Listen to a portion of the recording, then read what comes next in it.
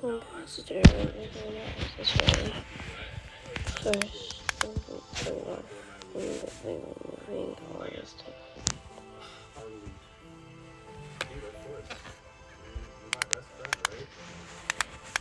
Then, rather than doing it,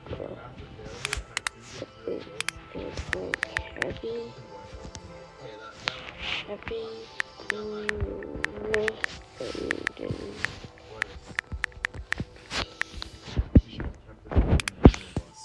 yeah, If you enjoyed this video, make sure this to subscribe is just so kind you of don't miss confused. the next video collection. And also, YouTube's been recently giving out these special surveys to viewers, so if you get one for this video, make sure to leave a 5-star review. And finally, for the full story of the unstable SMP, feel free to check out the other The hair use is right here. Wait, this? No, where is it?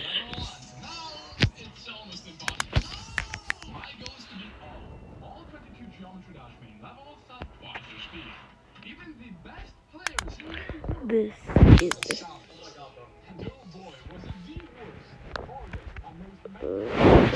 going to be going. This is the shirt. No, this is Ashley, and now we're doing her for tutorial. Okay, let me go.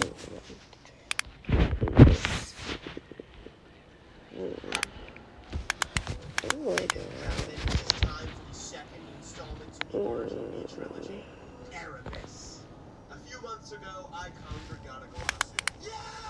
And hopefully sometime in the future, I'll beat Sonic Wave as well. But before I do that, my focus is this mean green extreme thing. I gotta say, Erebus was very scary for me to get into. Unlike the sibling levels in the Erebus is a pretty short level.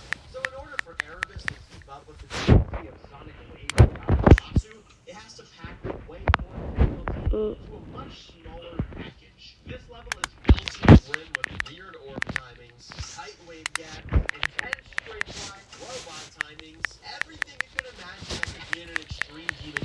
Round of Happy Brown. Well, this awkwardly long title screen. It's 8 seconds long, which is literally 11% of the entire level. But don't be fooled, this title screen is secretly really hard, and I will explain why later. By the way, if you're wondering why my icons are red instead of my typical green, that's because Erebus is just so green. Whenever my icons genuinely just blend in on a lot of parts. So yeah, for the first time ever, I'm abandoning my green icons. Anyways, I think that Erebus can be broken down into 3 major parts. The beginning, the middle, and the end. Just like a story. If I was going to beat this level, I needed to master all 3 sections as fast as possible. So on my first stream, I made the big goal of 61 to 100%, which would be the entire ending portion in one run. The ending features a little bit of everything I mentioned earlier, like you got your tight wave glitch, your awkward orb timing, straight fly, and most importantly, a very scary final jump. These 5 spikes are preceded by an invisible speed change that you have to memorize, because if you aren't ready for speed, this can happen. Oh! No. That is a horrible omen. This rip with the 3, I do not ever want to see that. The ending is also where you can find this iconic shift that's probably the most famous part of Erebus, but if I'm being honest, I don't think it's that hard. The true problem in the ending is actually this part. Instead of your typical straight fly, this part forces you to swerve around you with saw blades, and it immediately plays spikes that work together to play them way harder than it looks. Like if you draw lines where the hitbox ends on the saw blade and the spike right here, it really puts into perspective just how tight this gap is. It may have taken me over 2.5 hours, but I actually did manage to get through the entire ending on day 1. Please. Come on. Basically, because I... Oh my gosh! I'm so happy I got it by the end of day 1. I was really about to say, I think I'm gonna have to do it day 2. We got it, fellas. Oh, baby! Day 1? Not going bad. I think it's going very well so far. Now that I have the ending out of the way, it's time to focus on the middle. And unfortunately for me, the middle is probably the hardest section of Erebus. It has... This is the first one you're actually gonna pick. then this is what it is. Then you're gonna pick out those pants.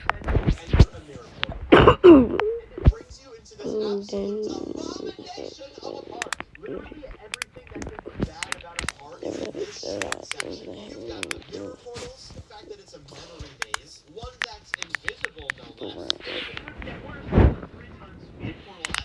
no,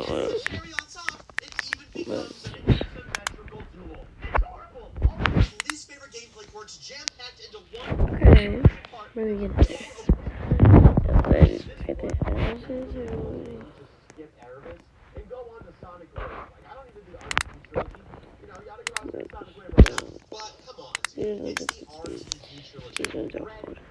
Wispy means real options.